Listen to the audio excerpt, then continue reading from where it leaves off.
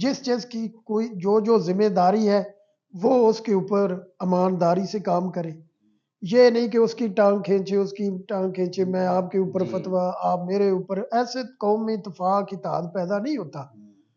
ذاکرین ہے، ان کا کردار ہے وہ اپنا کام کرے، وہ علماء کے معاملات میں دخل اندازی نہ کرے، علماء ان کے ساتھ شفقت کرے تو مل جل کے آگے بڑھے.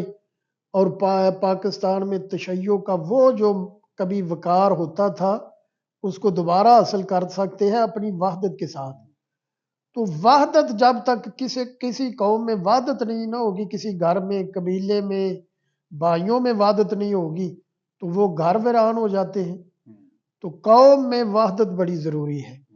کچھ مفاد پرست بھی ہوتے ہیں جو قوم کے اندر وحدت، ان کے مفادات اپنے ہوتے ہیں، وہ تو کبھی نہیں چاہیں گے کہ قوم کے اندر وحدت ہو. اپنے اپنے مفادات، اپنی اپنی دکانداری. جب دکانیں ایک بازار میں ایک ہی سودے کے ساتھ بن جائیں تو وہ چاہے گا میری دکان نہ چلے. سب کو چاہیے ایک ہو جائے. اور مفتی جعفر حسین صاحب علی اللہ مقامہ نے جو نظریہ دیا تھا، جو انہوں نے بہترین حکمت و دنائی اور ان کی سیرت ہمارے سامنے ہے، اس کے اوپر عمل کریں اور آپس میں اتحاد، ایک دوسرے کو برداشت کریں. ہمارے ہاں پتہ کیا مسئلہ ہے کہ ہم ایک دوسرے کو برداشت نہیں کرتے. آپ میری ٹانگیں کھینچ رہے ہیں، میں آپ کی. آپ کہتے ہیں کہ میری لیڈری چمک جائے، یہ زیرو ہو جائے، میں آگے بڑھ جاؤں، بجائے خود کردار ادا کرنے کے. ہاں ایک دوسرے کی ٹانگیں نہ کھینچے.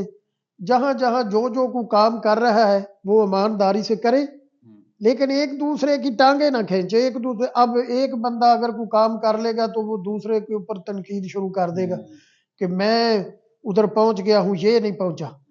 ایک دوسرے کے اوپر الزامات اور ایک دوسرے کی ٹانگیں کھینچنا، یہ ایسے مسائل حل نہیں ہوتے. ذہن بڑے کریں، ایک دوسرے کو برداشت کریں، اگر کوئی بات ہو جاتی ہے درگزر کرے اور آگے بڑھے.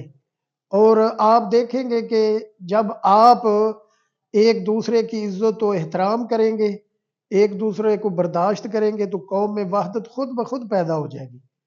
اس کے لیے کوئی بڑا کام آپ کو نہیں کرنا پڑے گا، صرف برداشت سیکھیں.